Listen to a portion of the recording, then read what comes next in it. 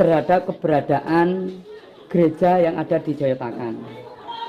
Keberatannya apa? Karena tidak ada izin yang dimiliki oleh gereja ini.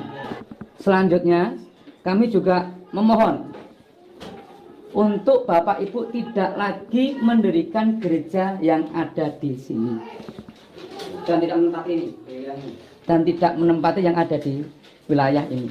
Saya kira itu. Ini surat dari kami, nanti tolong disampaikan. Nah, diambil suratnya. Ya.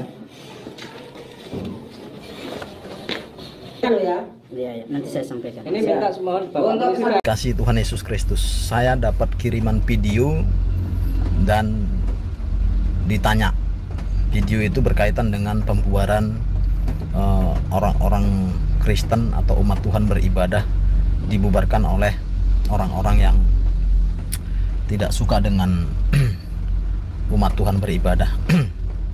Saya kasih kasih pemahaman saja. Pertama, saya sebagai hamba Tuhan sangat-sangat bersyukur punya Tuhan yang begitu baik. Ada beberapa kali tempat kami juga ibadah di salah satu kabupaten di Aceh. Kami juga pernah mengalami hal yang seperti itu. Cuman waktu itu saya langsung berhadapan dengan mereka ini. Saya hanya tanya gini, Bapak Ibu benar-benar mau melarang kami beribadah kepada Tuhan kami, Tuhan Yesus Kristus?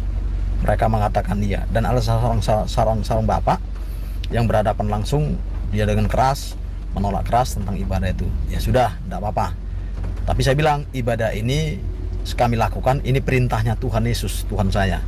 Jadi kalau Bapak atau semua orang-orang berani melarang kami beribadah, padahal kami mau menyenangkan itu Tuhan, maka urusannya Bapak dengan Tuhan.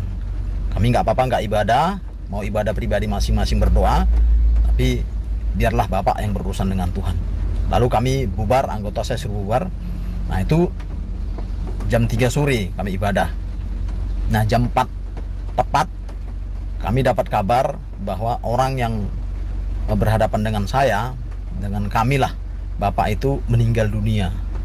Nah, dari situ mereka tidak lagi pernah mengganggu ibadah kami. Dan ada juga sekali ada seorang, katakanlah juga imam satu masjid, yang mengganggu ibadah juga, itu di daerah Menteng. Nah waktu itu saya dipanggil. Nah, saya juga katakan kepada jemaat, tenang ya. Saya tanya lagi, apakah Bapak melarang kami ibadah? Iya, oke. Kami mau ibadah menyenangkan hati Tuhan kami, Tuhan Yesus. Kalau Bapak yang melarang kami ibadah, biarlah Bapak yang berurusan dengan Tuhan kami. Nah itu juga begitu. Nah itu kejadiannya jam 10 siang, tapi dia meninggal jam 8 malam. Nah jadi gini Bapak Ibu, anak-anak Tuhan, khususnya para gembala ya, kita nggak usah ngotot. Artinya betul ibadah itu penting. Kalau kita ibadah itu dilarang ya, atau kita ibadah itu di demo, nggak usah susah-susah, nggak usah viral-viralkan. Hadapi aja orangnya, ingatkan, dan Anda harus beriman, pendetanya harus beriman dan hidup kudus. Pendeta-pendeta hidup kudus lah. Karena apa? Saya sampai hari ini percaya Tuhan saya ajaib. Apa yang saya omongkan itu Tuhan kehendaki. Itu bukan doa. Saya nggak menginginkan orang lain mati, enggak. Tapi ketika saya sampaikan itu, saya katakan Anda berurusan dengan Tuhan, itu luar biasa. Saya nggak takut berurusan dengan siapapun, dengan polisi, tentara, dengan siapapun lah pokoknya. Kalau orang dia. Tapi kalau sudah berurusan dengan Tuhan, hati-hati. Tuhan Yesus itu hidup. Jadi kalau ibadahmu, gerejamu ditolak, tidak boleh ibadah, nggak usah ribut, nggak usah viralkan. Hadapi orang itu dan tanya, apakah Bapak melarang kami beribadah menyenangkan hati Tuhan kami, Tuhan Yesus? Kalau dia katakan iya, biarlah Bapak berurusan dengan Tuhan. Biar Tuhan yang urus. Setelah kejadian itu lihatlah, pasti ada hal yang luar biasa. Nggak usah ribut-ribut, nggak usah ribut-ribut. Kalaupun dilarang ibadah di situ, pergi pulang ke rumah masing-masing, ibadah dulu masing-masing. Ingat, dengan beriman, hati yang tulus, Tuhan itu nggak tidur, Tuhan itu hidup. Yakinlah, kalau itu Bapak Ibu lakukan, nggak usah viral-viral, hadapi saja dan tanyakan, apakah Anda melarang kami beribadah? Kami biar ibadah ini diperintahkan oleh Tuhan, menyenangkan hati Dia. Tapi kalau Bapak berani perintahkan kami nggak boleh menyenangkan hati Dia, biarlah Bapak berurusan dengan Tuhan. Biar Tuhan yang ngurus. Dan berapa kejadian itu membuat orang tidak lagi mau mengganggu ibadah kami sebagai orang Kristen. Terima kasih, salam damai, tetap semangat.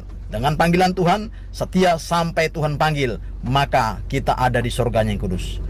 Salam, salam penginjilan Mamos Tuhan memberkati. Saya sampai sangat bersedih sekali melihat Ibu Gembala tersebut sampai gemetar ketika gerejanya ditutup dan mengalami persekusi. Allahu Akbar. Kita tidak rela setetes darah pun tertumpah di tanah kita sendiri. Kita tidak rela satu rumah ibadah pun atau masjid pun terbakar di negeri sendiri. Rumah yang terletak di Jalan Rebab, Kampung Joyontakan, Solo ini ternyata difungsikan sebagai gereja tanpa memiliki izin.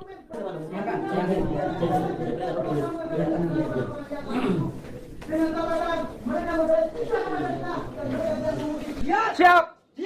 Allahu Akbar. Allahu Akbar.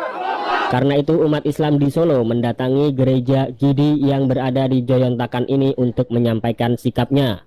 Dua penunggu gereja yang salah seorang diantaranya adalah pendeta ditemui perwakilan dari umat Islam.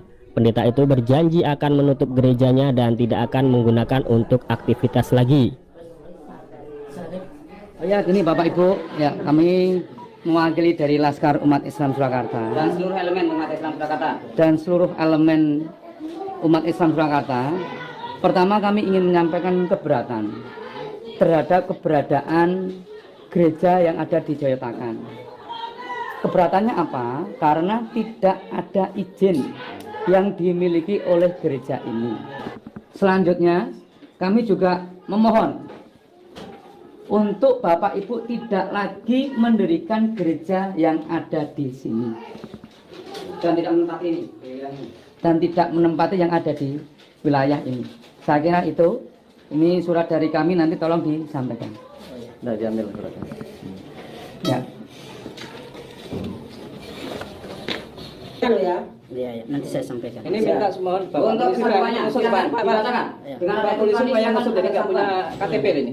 Seusia ini nggak punya KTP. Ya, nanti kita cek Pak, semua di sini Iya, kita iya. cek ya. Oke? Udah gitu.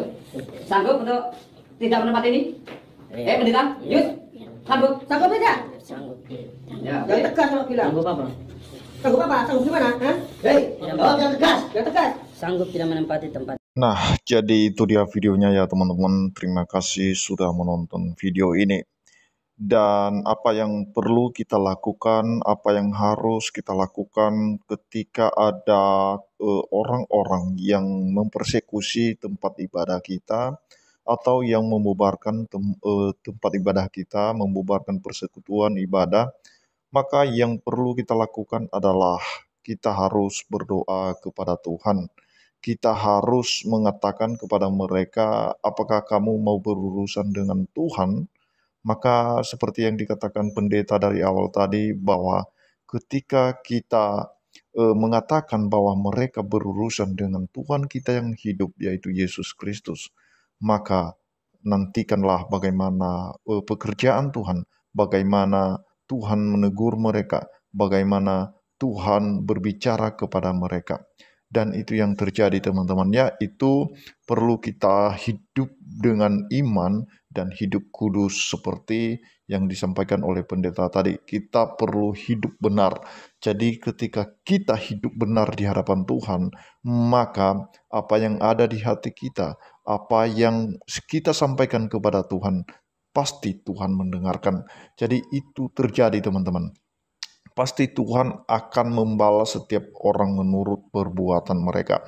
Jadi jika perbuatan mereka, tindakan mereka mempersekusi umat-umat Tuhan, mempersekusi tempat ibadah, maka mereka akan menantikan bagaimana Tuhan menegur mereka.